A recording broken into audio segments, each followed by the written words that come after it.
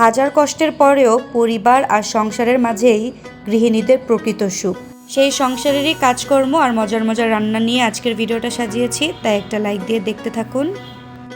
আসসালামু আলাইকুম, সবাইকে ওয়েলকাম করছি আমার পেজের নতুন আরও একটা ভিডিও দেখার জন্য। আশা করি আল্লাহর অশেষ রহমতে আপনারা সবাই ভালো আছেন। আলহামদুলিল্লাহ আমরাও ভালো আছি।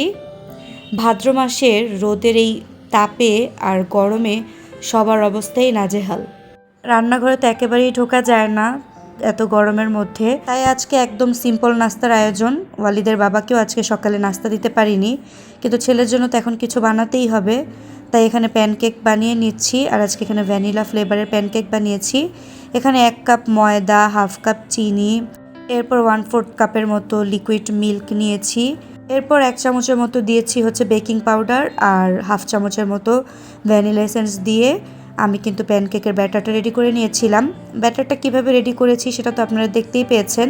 আমি না পুরোপুরি আপনাদের সাথে রেসিপিটা শেয়ার করতে চাচ্ছিলাম, কিন্তু আমার ক্যামেরাতে কি যেন একটা প্রবলেম হচ্ছিল, যার কারণে পুরো ভিডিওটা আমি ধারণ করতে পারিনি, আর এই কারণে আপনাদের ডিটেলসে শেয়ারও করতে পারলাম না।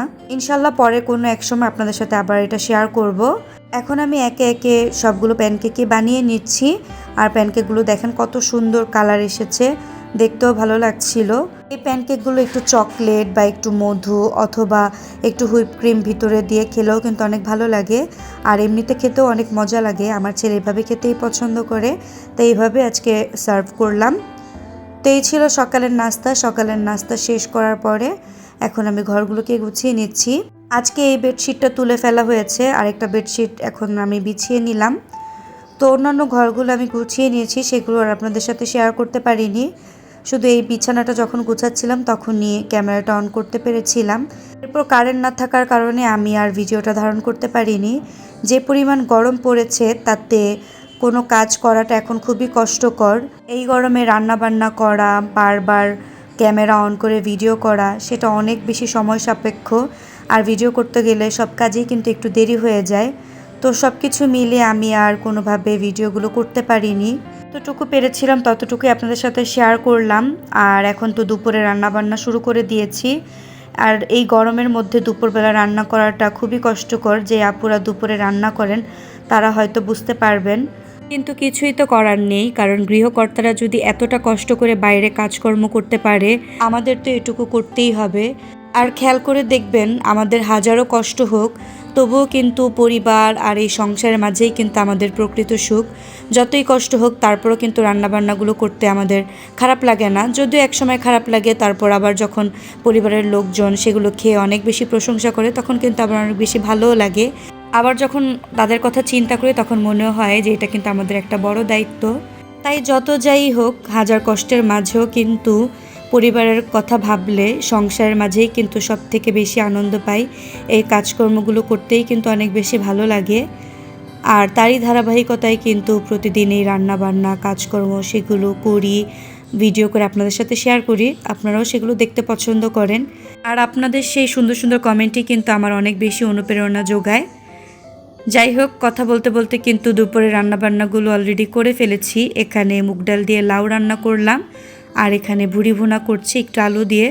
তো রেসিপিগুলো তো আপনাদের সাথে কথা বলতে বলতে শেয়ার করে ফেলেছি, হয়তো আপুরা দেখে নিয়েছেন। তো এইদিকে আমি ভুড়ি ভুনাটা নামানোর আগে একটু জিরা গুঁড়া দিয়ে নেড়েচেড়ে এখন নামিয়ে নিচ্ছি। আর এখন আপনাদের সাথে শেয়ার করছি সন্ধ্যার দিকের একটা ভিডিও। তো সন্ধ্যায় এখানে আমি একটু স্যুপ নুডলস রান্না করব। তো এর জন্য একটু তেলের মধ্যে পেঁয়াজ, রসুন কুচি আর একটু কাঁচামরিচ হালকা ভেজে নিলাম।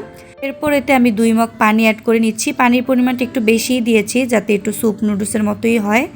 এরপর আমি এখানে কোরিয়ান স্পাইসি যে নুডলসটা রয়েছে মিস্টার নুডলসের, সেটা 2 প্যাকেট দিয়ে দিলাম, সাথে সব স্পাইসেসগুলোও দিয়ে দিলাম। এরপর এখানে আমি 2 চামচের মতো টমেটো কেচাপ আর আমার গাছ থেকে লেমন গ্রাসের পাতা কেটে এনে দিয়ে দিলাম। এটাতে সুন্দর একটা ফ্লেভার ছড়াবে। নুডলসটা হালকা সিদ্ধ হয়ে আসার পর আমি এখানে 2 চামচের মতো কর্নফ্লাওয়ার এখানে একটু পানি দিয়ে গুলে নিয়ে এর মধ্যে দিয়ে দিলাম। আর যখন নুডলসের ঘনত্বটা একটু গাঢ় হয়ে আসবে তখন চুলাটা বন্ধ করে 2 স্লাইস লেবুর একটু রস আমি দিয়ে দিলাম। এই লেবুগুলোতে একটু রস কম ছিল তাই আমি 2 স্লাইস দিয়েছি, আপনারা চাইলে আরও কমও দিতে পারেন। তো এবার আমি সিদ্ধ ডিম দিয়ে নুডলসটাকে সার্ভ করলাম, আর তার সাথে এই গরমের ঠান্ডা ঠান্ডা একটা ড্রিঙ্কস বানিয়েছি। এখানে আমি কোল্ড কফি বানিয়েছিলাম। এর আগের একটা ভিডিওতে কোল্ড কফির রেসিপি শেয়ার করেছিলাম, তাই আজ আর শেয়ার করলাম না। সারাদিন পর ওয়ালিদের বাবা বাসায় আসবে, তাই সন্ধ্যার নাস্তাটা মাঝে মধ্যে আমি চেষ্টা করি একটু ভারীভাবে করার আর একটু স্পেশাল কিছু রাখার, এতে সেও খুশি হয় আর আমার ছেলেও অনেক বেশি খুশি হয়।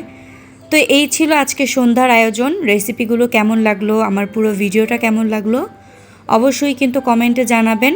আর এখন দেখতে দেখতে ভিডিওটি শেষ প্রান্তে চলে এসেছি। আজ তবে এখানেই বিদায় নিয়ে নিচ্ছি, দেখা হয়ে যাবে নেক্সট ব্লগে। সে পর্যন্ত সবাই ভালো থাকবেন, সুস্থ থাকবেন। আল্লাহ হাফিজ, আসসালামু আলাইকুম।